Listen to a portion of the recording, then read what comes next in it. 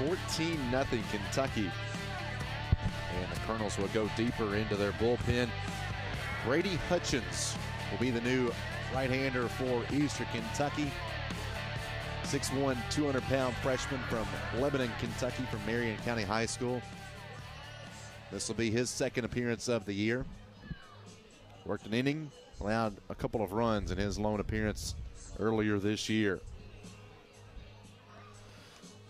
Yeah, you just got to stop the momentum. I mean, it is what it is, 14-0. I mean, get out of this inning, let our hitters work.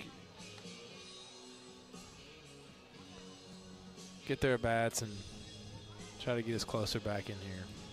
Hutchins very much a strikeout pitcher in high school. He broke the Marion County High School record for strikeouts. And it was 8-0 with a 1.57 ERA and 86 strikeouts. 1 year had a lot of microscopic ERAs in his 4 years at Marion County. Two-sport athlete, also played on the basketball hardwood. Now he's throwing to Tyler Bell, who has a home run in this inning. One of 3 home runs in this inning by Kentucky. Bell, a solo shot, a grand slam by Montoya. And then next batter, Hage, went back-to-back with Montoya, leaving the park to left field.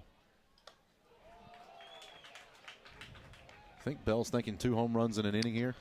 Well, he's a little change-up or something like that. That was a little high off-speed pitch. He kind of got away from him a little bit. 0-2.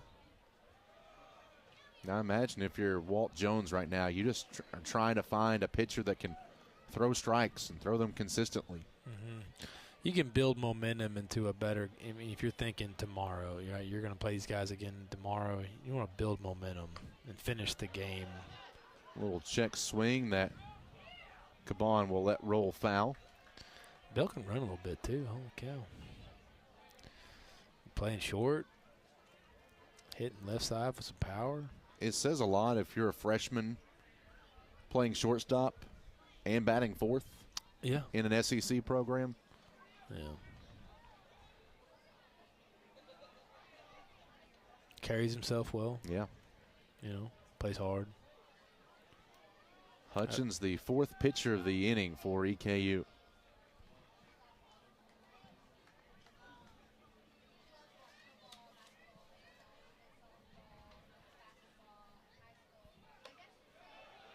He got out in front, 0-2, but now here it's 2-2. Might be able to beat him inside here with some heat with 2 strikes. He's kind of all over the plate. Here comes that 2-2 offering. And Bell has worked it full.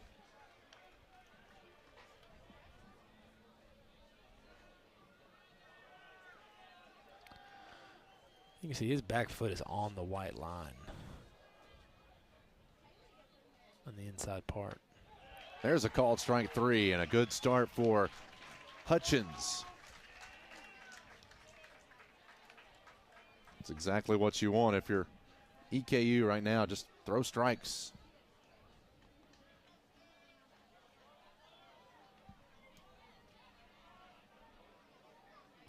You got a pinch hitter here. And that was the first strikeout of the year for Hutchins. And it is a pinch hitter for the Cats. Be Will Marcy, 6'3", senior from Raleigh. He'll bat for Carson Hansen. Remember, Hansen took that pitch shot to the knee his last time up. So with the big lead, Nick Mingione sends in Will Marcy. NC State transfer.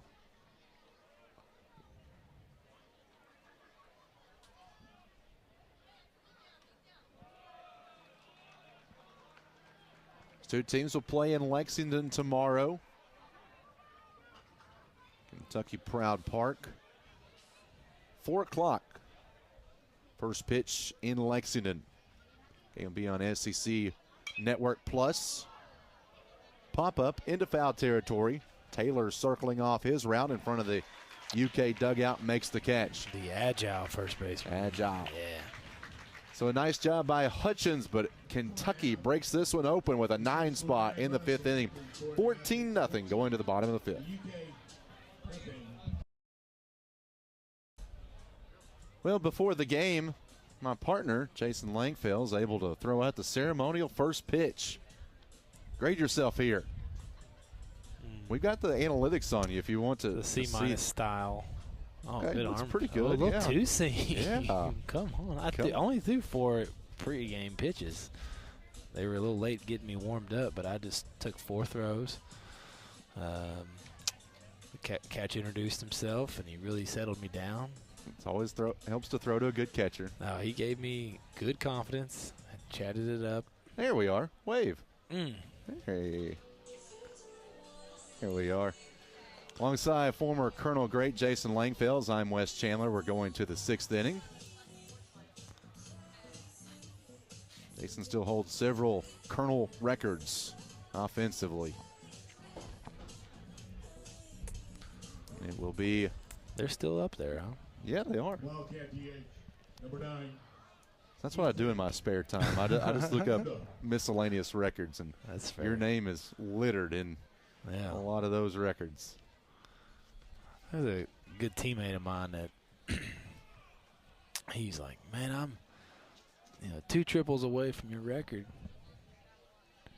And I was like, yeah, it only took you 4 years. Never man. got it? No. It took me 3 years and his 4 years. Had something blow away in the UK dugout. That's why the stop in play, or the UK bullpen.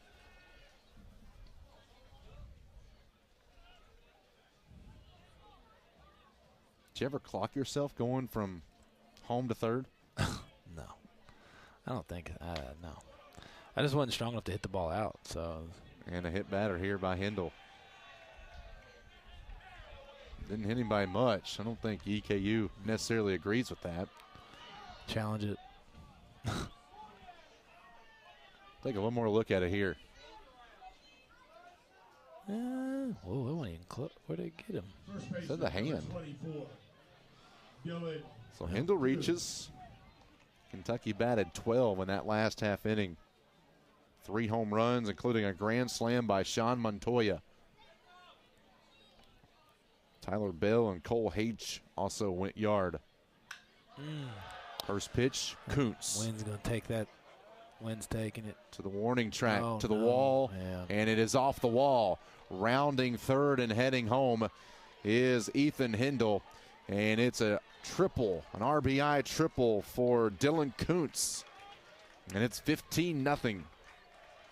Celebrations continue. He had the double earlier this game. That's his second hit, both coming of the extra base variety. And you were right, Jason. That ball just really aided by the wind.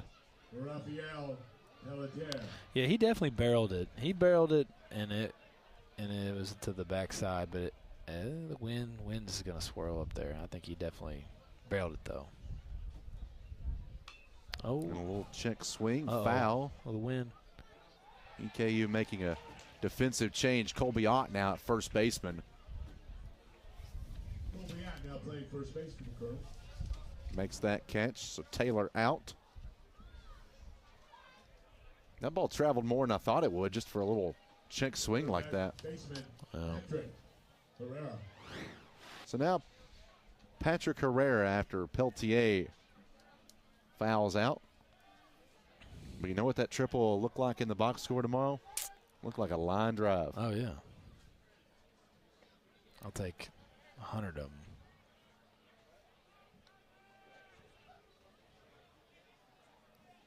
Patrick Herrera has reached every time. 2 hits and a walk.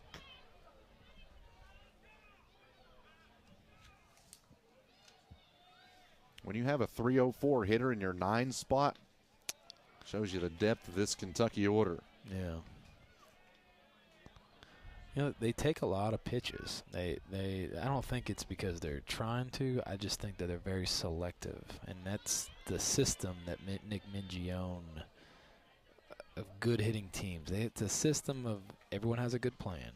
They don't give in to that plan, You know, there's a fastball he's looking in there. I mean, that's what he's looking for. But the pitch that he took was a fastball away. So, like, they're very selective in what they're hunting. And in this up 15-0, yeah, I mean, you're hunting. Do damage. And up 15-0, I imagine sometimes very enticing to grow that strike zone, too, a little bit more. Yeah. Tough take right there. Infield comes in for EKU, trying to hold that runner at third. Yeah, I agree. No more runs. I'm still playing the game. The biggest compliment you can get is the team continue to play hard, you know. It's not a dirty way to do things. A rare right side, caught by Ott there at first base. Yeah. A little bit of an adventure between him and Diego Alana, but Ott, freshly into the game, been challenged 2 times with 2 high pop-ups, but he's been up to the task so far. Yeah, Kentucky's still playing hard. I mean, they're still, you know, respecting the game. I mean, this is 15-0, but the best compliment you can give is continue to play the game.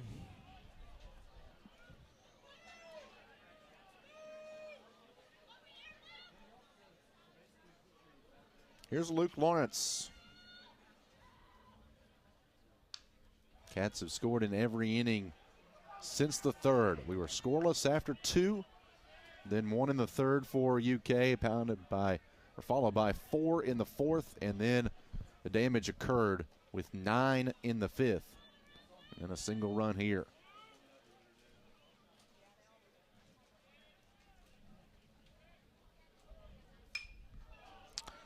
Fly ball, left field line, ranging over toward the line and overran it, and goes into the EKU bullpen. Had that little small brick wall. Scarce hurdled it. Great hustle. He moves really well. Yes, he does. How big he is, and I mean that in a physical, athletic meaning. He was walking by when I was getting loose. I was like, holy cow, this guy is big.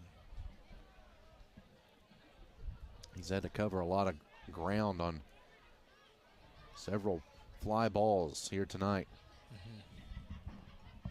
In this field, you want to put your athlete in like your left field because that's more ground to cover. Right field's a little shorter porch. Can play the wall if need to. 335 down that left field line. 400 to straightaway center. 330 to the right field side. You're at Earl Combs Stadium, the Hall of Famer. Got a chance to go to Cooperstown a couple of years ago and see his plaque there. Oh, that's probably cool. It's a really cool place. I've never been. I'll play ball up there. I had a chance to go, but I was such a lazy college athlete. Yeah, I'll probably go another time, but I don't know if I'll ever be back up there. As a baseball fan, highly encourage it. It's a marvelous place. There's one into left field, back to Scarce. He has to backtrack, and it's going to one-hop the wall for a ground rule double as Luke Lawrence now records his second hit, and the Wildcats score another run, make it 16-0.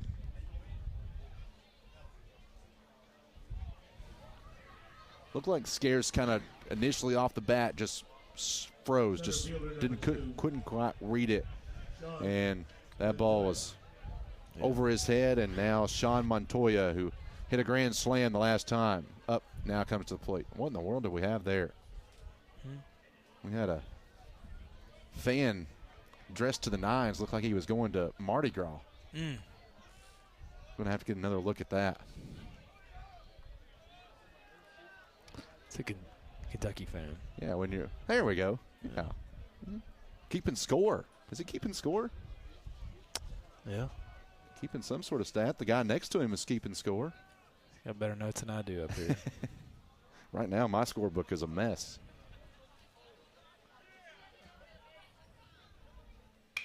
Up the middle, off the glove of Hutchins.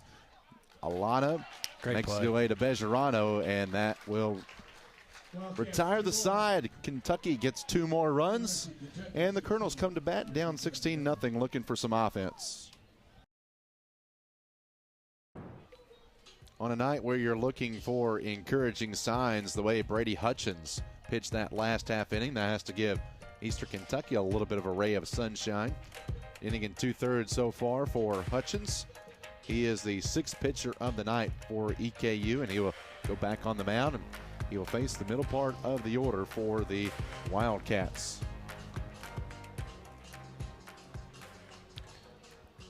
Yeah, a pitcher at this level, you really you have to command the fastball, both sides of the plate, or at least one side, and then you have to have a more secondary pitch and be able to throw that over the plate for a strike. You get a third pitch like Harris did today, and you're going to be pretty dominant, you know? Yeah, Harris was really sharp. It doesn't even have to be like – you could have almost 2 fastballs as a pitch. You have a 2-seam, you have a cutter, and you locate that. That is really hard to hit. But you got to have multiple pitches and be able to throw it over the plate, strike. First time we'll see Kyrus Gargett. He was inserted into the lineup to play shortstop. Got a start against EKU here last year. Kentucky won both of those matchups a year ago. Game in Richmond last year, a little bit more challenging. It was a run rule game up in Lexington, like this one is shaping out to be.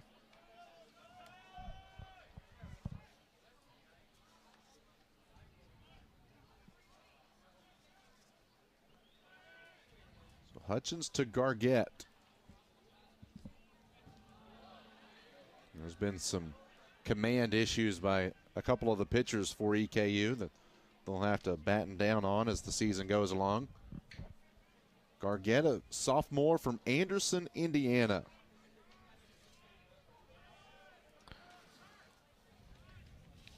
Does the job in the classroom, was in the SEC honor roll, and pops this one up to the left-hand side toward the line, and Bejarano makes the play.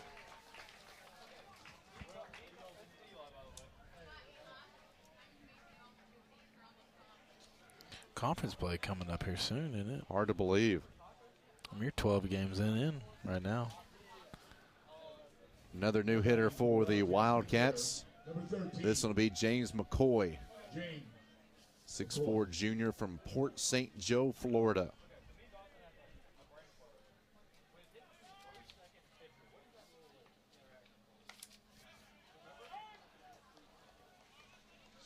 Good chance for both teams to get some players in. James McCoy, 52 games last year, 45 starts. It's a hard thing to do to be on the bench. 7 innings. Then get up. Get loose. Get loose and hit. In the big leagues, you have the luxury of going down to the Tunnel. Clubhouse and getting some swings in. Not so much the case here. But you watch, like in between innings, they all, both teams, those guys, or maybe some arms that are going to come in, they all go down there and they kind of move a little bit and they grab their bats and they start to get mentally prepared.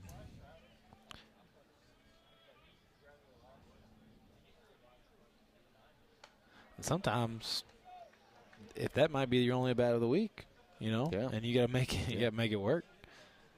So you got to trick your mind, you got to check your ego. .218 average for McCoy last year.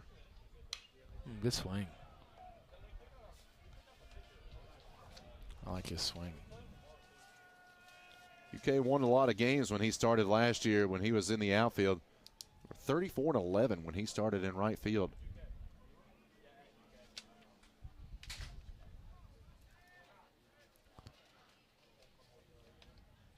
His most memorable moment coming in that home run that he hit in the NCAA tournament opener a year ago.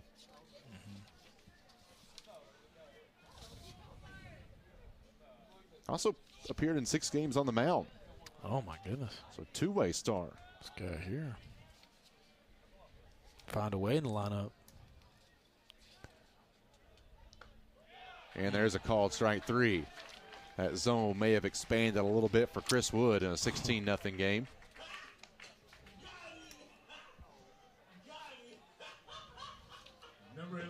Challenge it. Challenge the call. I think that would rub some people the wrong way in a 16-0 game. I'm enjoying myself. We can extend this game as long as you want, Wes, okay? No, it's great to be with you.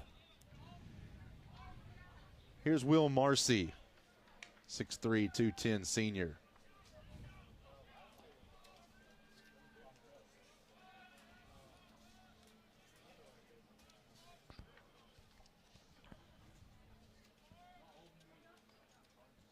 Two years at NC State and was last year with the Memphis program. Hutchins has been a very positive outing right here. He can get out of here, get 0-2 here, make a good pitch. Something competitive, it's close to the zone.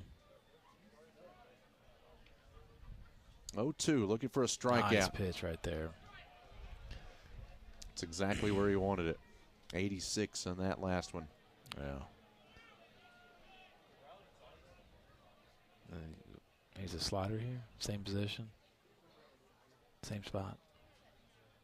Pitchers count. Sling, yeah, he did. And right up the middle on a line drive, base hit to center field. Yeah. And he's going for second. Marcy has the hustle on, and he slides in safely. Don't tell Marcy it's a 16-0 game. He's laying it out all on the line. Well, I mean, the best compliment, I said it earlier, if you play, kind of jogging up at it. He saw Nunley kind of going at a jog there and was able to slide in with a double. Yeah. The way they play, they're still playing the game hard. The most embarrassing thing you can do is let them just roll over and just, feel sorry for you. They're playing hard. Yeah, review that thing. We're going to take one more look at it here. Extend this game. I'm all in. They heard you. Thank you, Tyler. They heard you. Chris Wood. Chris Wood is what his name. Sorry, not Tyler Wood. Well, UK with 4 doubles, a triple, and 3 home runs. We're going to take one more look at it here. Yeah, you're exactly right, Jason. He saw Nunley just kind of go about it nonchalant, maybe deked him a little bit. Yeah. And if you're Eastern, okay, like you're on. Here's one more look at it here. Oh, yeah. I like that. I don't think there's enough to overturn that. No, that's close. But he rewarded the kid for running hard out of the box, He turns it on. And Nick Mingione's probably going to have a conversation with him, maybe. Yeah. But at the same time, the kid's playing hard. I mean, I don't know. Well, when you have a 16-0 game like that, if you do things like that where you just kind of mail it in, that could set some bad habits. You can't. Yeah, I don't know. I probably wouldn't even talk to him. I'd probably just feel like, I appreciate you playing hard. We're not going to go around on dirt balls or nothing like that. I guess maybe, but he's playing. He's running the bases hard. I mean, that's a culture thing. It's definitely classy to play the game hard. There's nothing dirty about what him playing hard. Kind of a lost art in today's game. I've done that. I've broken my finger before diving in because I was trying to play hard. Like, we were losing by so much, and I was trying to take an extra base. That was before the oven mitt. Oh, yeah. Well, yeah. Still looking to that play at second base. Right now, it's a double for Will Marcy. There's Mardi Gras man again. He's enjoying the night. Yeah, he is. Extend the night. That's what he said. Let the Colonels come back and put them in extras. I'll let the Kerns back in here. If that happened, that'd be one of the greatest comebacks of all time.